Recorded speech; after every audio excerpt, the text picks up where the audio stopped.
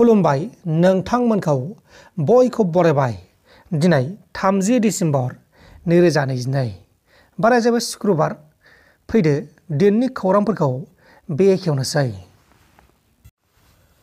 आसामाव लख्रानि उदखार सोमजिदों। आसामनि डिब्रुगढ़ जिल्लानि सिङाव थानाय डिब्रुजान ओनसोलनि मुकिबुर रेहमान मुंनि सासे सुबुंनि न'आव मासे हाग्रानि लख्राया हाबलांनानै सानै सुबुंखौ गोब्राब जोखोम खालामदों। जोखोम जानाय सानै सुबुंनि मुङा जाबाय आल्लाम आयाज 52 बोसोर बैसोनि आरो सामिना बेगम 27 बोसोर बैसोनि। सामिना बेगमा जाबाय हिन्जाव मानसि। दा बिसोरखौ डिब्रुगढ़नि आसाम मेडिकेल कलेज एन्ड हस्पिटालाव फाहामथाय होगासिनो दङ। आसामनि करिमगन्ज जिल्लायाव गुलि गावनाय जाथाय जादों। आसामनि करिमगन्ज जिल्लानि सिङाव थानाय नीलम बाजारनि इन्ड' बांलादेश साखाथियाव आयेननि बेरेखा मोसौ फालांगिरि खालामग्रा आरो बांलादेशनिफ्राय भारताव हाबनानै मोसौ खावनो नागिरनाय मोनसे सुबुंनि हान्जाखौ सन्देह खालामनानै पुलिसा गुलि गावदों। उनाव बिसोरो गुलि गावनायखौ गिनानै खारलांफिनदों आरो बे जाथायाव रावबो जोखोम जायासै आरो रावबो जिउ खहा जायासै। जोबथेसालिनि सिङाव दौलें लानानै गावनि जिउखौ गावनो फोजोबदों।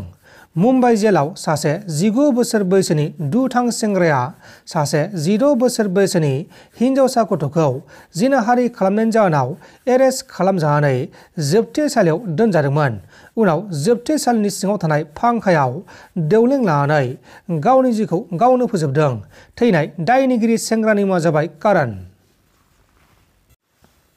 बाइक मोनैनि थाखाय गावनि बिसिखौ फाथैलाइ बिसिदों।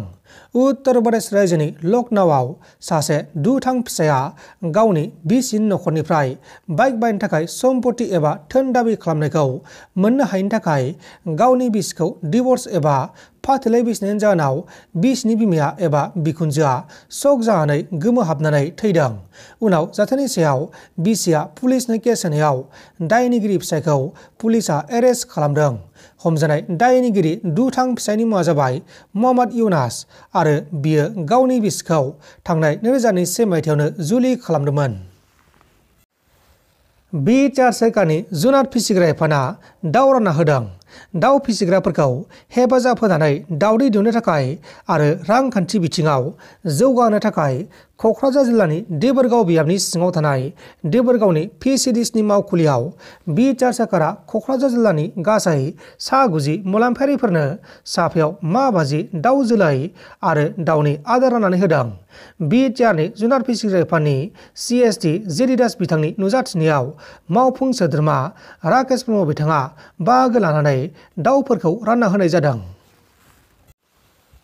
मुंदांखा खौरांगिरि MS प्रभाकरा बिथाङा मैया कर्नाटक रायजोनि कलाराव गावनि थाग्रा जायगायाव अराय समनि थाखाय बे बुहुमनिफ्राय रुंसारि जालांबाय। बिथाङा आसाम रायजोआव गुवाहाटी इउनिभार्सिटियाव 4 बोसोरनि थाखाय इंलिश आयदानि फोरोंगिरि महरैबो खामानि मावदोंमोन। बिथांनि हरखाबै रुंसारि जानायखौ लानानै हादोरनाङैनो दुखु मोननो फोरमायदों। केरलानि फारकालायाव सासे 17 बोसोर बैसोनि हिन्जावसा गथ'खौ बिनि मोजां मोननाय दुथां सेंग्राया गारामा हासिनानै बुथारनायनि जाहोनाव पुलिसजों एरेस्ट खालामजादों। थैनाय हिन्जावसानि मुङा जाबाय संगिता आरो बुथारग्रा दुथां सेंग्रानि मुङा जाबाय गपु 20 बोसोर बैसोनि। संगितानि नखरनि मानसिफोरा बुंनाय बायदिब्ला गपुआ संगिताखौ हरनि समाव न'नि बायजोआव लेंहरनानै गोबौआथारजों गारामायाव गाग्लोबनानै इनाय बुथारदों आरो गोथै सह'खौ गारना दोन्दोंमोन होननानै फोरमायदों। बे समाव दायनिगिरि गपुखौ एरेस्ट खालामनानै जोबथेसालिसिम दैथायहरनाय जाबाय। उत्तर प्रदेश रायजोनि बादाउनाव सासे हिन्दु सिख्लाखौ लांखारनायनि जाहोनाव नागिरजाबाय थानाय सासे दायनिगिरिया बादाउननि गेस्ट हाउसआव गावनि पिस्तलजों गावनानै गावनि जिउखौ गावनो फोजोबदों। थैनाय दायनिगिरि सेंग्रानि मुङा जाबाय आलिम 25 बोसोर बैसोनि आरो बियो मुस्लिम मानसि। आलिमा सासे हिन्दु सिख्लाखौ लांखारनायनि उनाव सिख्लानि नखरनि मानसिफोरा पुलिसनो केस होनायाव पुलिसा बे सिख्लाखौ दिल्लीनिफ्राय रैखा खालामनो हादोंमोन। नाथाय आलिमखौ हमनो हायाखैमोन आरो आलिमखौ नागिरगासिनो दंमोन। नाथाय नागिरना मोनथ'यैनि सिगांनो आलिमा गावनि जिउखौ गावनो फोजोबबाय। नोंथांमोन दासिमनि माखासे खौरांफोरा बेखिनिनोमोन।